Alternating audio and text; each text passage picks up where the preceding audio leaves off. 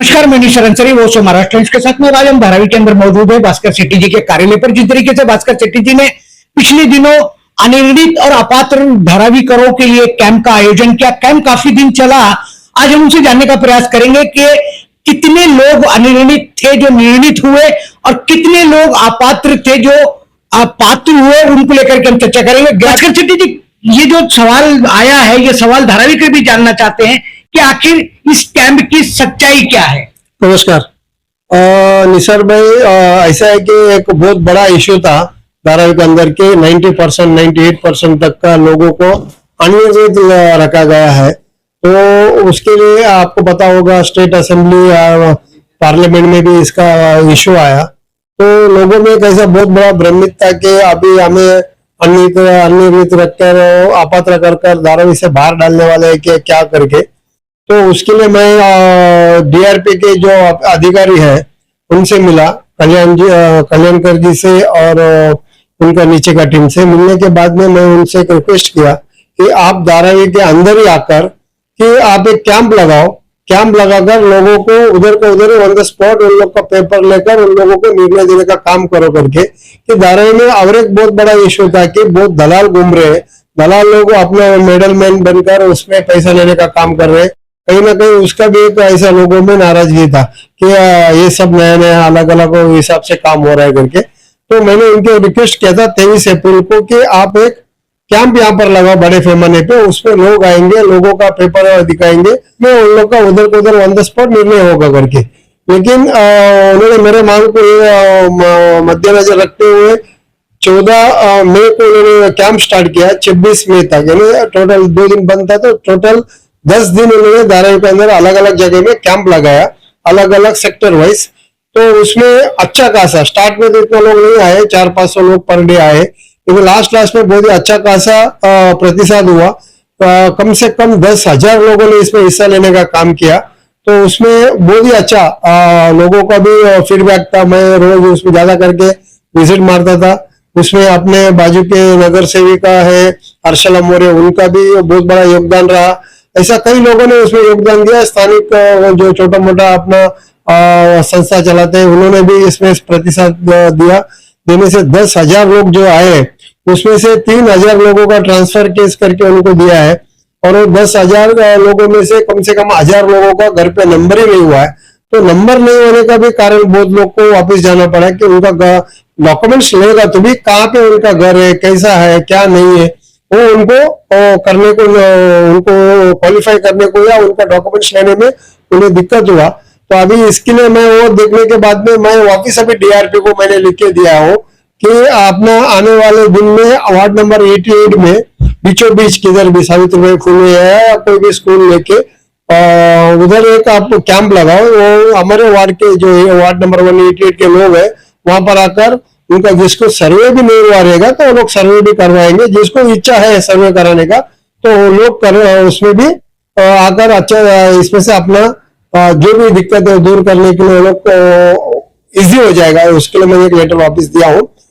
तो इसी तरह मैं सभी हमारे नगर सेवक है जो जीत कर आए हुए हैं या दूसरे जो संस्था का लोग है जो आज लोगों में ऐसा बोल के घूम रहे हैं कि उनका भी दिल में हो सकता है, इसके लिए लोग बोलते होंगे कि कहीं ना कहीं अनिर्णित रखा है, इसके पीछे दूसरा कुछ मकसद हो सकता है करके। तो उन लोग डायरेक्ट डीआरपी को मिलकर उसका जो दिल में है उसको उसका खुद का दिल का जो भी बात है उसको भी क्लियर करके लेना चाहिए।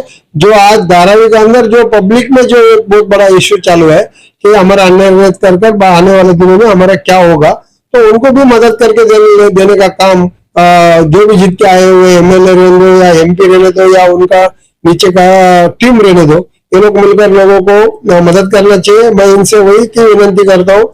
जैसे कि मैं वार्ड नंबर 188 में वापस एक कैंप लगाने के लिए मैंने रिक्वेस्ट किया हूँ, उसी तरह आप लोग भी अपने एरिया में कैंप लगवाकर लोगों का जो अनिर्णित है या और कुछ इश्यूज है उसको आप क्लियर करके लेने का काम कीजिए। मैं इससे इतना उनसे भी विनती करना चाहता हूँ। भास्कर शेट्टी जी, आपने कहा कि 10,000 लोगों ने कैंप में भाग लिया, लेकिन मोस्टली मैं ये जानना चाहता हूँ और धारावीकर ये जानना चाहते हैं कि 10,000 लोगों में से कितने अनिर्णित लोग थे जो निर्णित हुए, कितने अपात्र आए जो पात्र हुए, उसका कोई डाटा आपके पास है क्या इन कामों का? नहीं, अभी 2 दिन ही हो गए ना ये खत्म होके, 26 को खत्म हुआ, तो अभी पूरा सेग्रीगेशन उसका होगा। अभी उसमें से मुझे ये पता है कि कम से कम 300 लोग वो ट्रांसफर करने के लिए उनको लेटर दिया है, वो ट्रांसफर फी भरना पड़ता है 40,000, वो नियर अबाउट 300 लोग है। 1,000 लोग का तो नंबर नहीं हुआ, कि अंदर 10,000 लोग आए तो उसमें 9,000 का आसपास लोग उसका बेनिफिट ले पाए। 1,000 लोग को तो बेनिफिट मिलने का ये नहीं आता कि उन लोग को नंबरिंग करके आना पड़ेगा, घर किधर है दिखाना पड़ेगा, उसके बाद ही उनका डॉक्यूमेंट्स वो नंबर पे लिया जाएगा, तो उसके लिए वो थोड़ा गड़बड़ हुआ है। और जो 9,000 लोग जो आए, तो ज्यादा से ज्यादा सब लोग निर्णित होकर पात्र होने वाले हैं, उनका भी पूरा डॉक्यूमेंट्स उन्होंने लिया है, उसका अभी वो लोग क्रॉस वेरिफिकेशन करेंगे, ये रियल है कि क्या है क्या नहीं है। तो उनको लेकर अभी मेरे ख्याल से तो जो 9,000 अंदाज लोग आए हैं, उसमें से पूरे 300 लोगों को उन्होंने ट्रांसफर का करने के लिए दिया है। वो 300 तो अभी ट्रांसफर लेके आएंगे तो हो जाएगा, बाकी का लोग भी पूरे निर्णित होकर पात्र होने वाले हैं। भास्कर शेट्टी जी, एक सवाल और मैं आपसे जानना चाहता हूं कि आपके नेताओं ने, आपके मुख्यमंत्री एकनाथ शिंदे जी ने धारावी में आकर के कहा, आप भी बार बार कह रहे हो कि धारावीकरों को धारावी में ही घर मिलेगा, लेकिन धारावीकरों का बड़ा सवाल है कि घर कहां मिलेगा, वो लोकेशन अभी तक डिक्लेयर नहीं हुई है। नहीं, देखिए आपको पता होगा कि अभी जो रेलवे का जो जगह है उसमें काम चालू है, बराबर ना, तो उसमें आने वाले महीने में, यानी अगला महीने में जून एंडिंग या जुलाई में सिंपल प्लाट भी उनका रेडी हो जाएगा। तो वहां पे नई से कम 10 से 12,000 फ्लैट्स वो लोग वहां पे रेडी करने वाले इधर माटुंगा में। उसके बाद में अभी तो देखो आप सब लोग बोल रहे कि की टू की देने के लिए जब घर बनेगा तो की होगा ना। अभी आप लोग जगह खाली करके देंगे हम, तो उसके बाद ही की दे सकते हैं। बिल्डिंग ही नहीं बने तो की कहां से देंगे, आपको एक बार तो जगह देना पड़ेगा। तो इसके लिए रेलवे का जो मेगावाड़ी का जो जगह है वो खाली करा के ले रहे, जो रेलवे का जगह है उसको खाली करा के लेकर वहां पर काम भी चालू है। कुछ मेरे ख्याल से 20 माले तक का काम हो गया है, बहुत बिल्डिंग का। वहां पे नियर अबाउट 12,000 घर वहां पे बनने वाला है। 12,000 लोगों को वहां पे शिफ्ट करेंगे, जिसको उधर जाना है, बाकी का लोगों को पूरा अपना इस तरफ वो लोग शिफ्ट करने वाले हैं। भास्कर शेट्टी जी, रेलवे की जमीन पर वो जगह बन रही है धारावीकरों के लिए, लेकिन पिछले दिनों हम देख रहे हैं कि बांद्रा के गरीब नगर का जो हाल रेलवे की जमीन पर हुआ, क्या नहीं लगता कि आने वाले दिनों में इस प्रोजेक्ट का भी ये हाल होगा, क्योंकि वो भी रेलवे की जमीन पर है? नहीं, रेलवे का इन्होंने लिस्ट पे ले लिया है ना। अभी मैं जो रहता हूँ न्यू कंपनी करके वडाला में जो प्रोजेक्ट है वो भी लिस्ट के ऊपर है। यानी आपको पता रहेगा बॉम्बे के अंदर कई जगह ऐसा है, पहले 99 साल के लिए देते, बाद में 60 साल के लिए दिए, अभी 30 साल के लिस्ट पे वो लोग देते हैं, वो बाद में रिन्यूअल होता है। जो मैं खुद पैसा लेके लिया हुआ फ्लैट है वो भी लीज का जगह है, MMRDA से लीज। आज जो शासन है, जो भी है, MMRDA रहने दो या रेलवे होने दो, वो लोग उनका जगह को डायरेक्ट आउट रेट में किसको देते नहीं है, वो लोग कोई ना कोई करार कर देते। तो आज लीज में दिए तो कल रिन्यूअल होगा, तो 30 साल का लीज है, तो उसके बाद में वापिस रिन्यूअल होगा।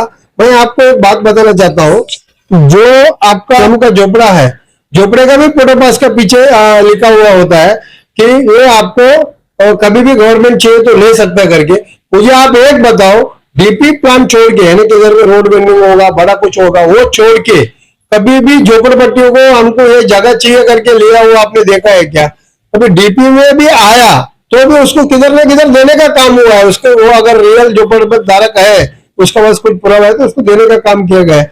इन्हें जो भी घर पे रहते हैं, आपको मालूम है स्लम तो ज्यादा करके इंक्रोचमेंट का है, लेकिन गवर्नमेंट ने क्या किया है, हर टाइम टू टाइम, मैंने पहला 90, उसके बाद में 95, उसके बाद में 2000, अभी 2011 में तब तक का लोगों को पात्र कर फोटो पास देने का काम, या उनको परमानेंट स्थायी रूप से उनको वहां पे बसने का राइट्स देने का काम पूरे बॉम्बे के अंदर हुआ है। तो पूरे बॉम्बे के अंदर स्लम का जो फोटो पास आप निकाल कर बाहर का देखोगे, या जो उनका अलॉटमेंट रहेगा वो भी देखेंगे, तो उसमें क्लियर कट लिखा है कि आपको कभी भी ये जगह, पहले तो ऐसा लिखा करते थे कि भेज भी नहीं सकते करके, लेकिन अभी वो ट्रांसफर भी होता है। आपको मालूम है एक दूसरे का नाम से ट्रांसफर भी होता है। और जब भी आप बिल्डिंग में जाते हो, जो SRA का बनने के बाद में SRA का बिल्डिंग में भी आप जाते हो, तो भी पहले 10 साल था कि 10 साल तक आप अपने नाम पे या किसी को भेज नहीं सकते, जिसका नाम पे रहेगा उसी का नाम पे रहेगा ऐसा। लेकिन आज वो 5 साल कर दिया ऐसा गवर्नमेंट ने। गवर्नमेंट हर जगह में फ्लेक्सिबल है, और गवर्नमेंट किसी को उठाकर किधर फेंकने का इसमें मूड में नहीं है। गवर्नमेंट लोगों को अच्छा जिंदगी देना चाहती है। जिस तरीके से धारावी को लेकर के कई सवाल है, कई जवाब है कई सारी चीजें मीडिया में चल रही है, नेता कुछ और कह रहे हैं, मीडिया कुछ और कह रही है और धारावी के लोग कुछ और कह रहे हैं। कई प्रश्न है, जो मुख्य प्रश्न है कि घर कहां मिलेगा, कब मिलेगा, और भास्कर शेट्टी ने जो कहा कि नंबरिंग नहीं हुई है जिसकी वजह से लोग जो है अनिर्णित हुए हैं। नंबरिंग के लिए जो विपक्ष के नेता वो ये कह रहे कि पेपर नहीं दिखाएंगे, पेपर दिया तो घर चला जाएगा। लेकिन अब सवाल इस बात का है कि आखिर धारावी करे तो क्या करे, किसकी बात माने। मैं तो इतना कहूंगा कि नेता जो कह रहे हैं उसकी जांच पड़ताल होनी चाहिए और जांच पड़ताल करने के बाद ही अपनी जिंदगी का और अपने घर का फैसला करना चाहिए। क्या धारावी का इतने सक्षम है या नहीं है मुझे नहीं पता, लेकिन आने वाले दिनों में धारावी की बातों पर हम चर्चा करते रहेंगे। भास्कर शेट्टी जी, आपने वॉइस ऑफ महाराष्ट्र से धारावी प्रोजेक्ट को लेकर के और निर्णित अनिर्णित लोगों को लेकर के, पात्र लोगों को लेकर के चर्चा की, उसके लिए थैंक्स और धन्यवाद।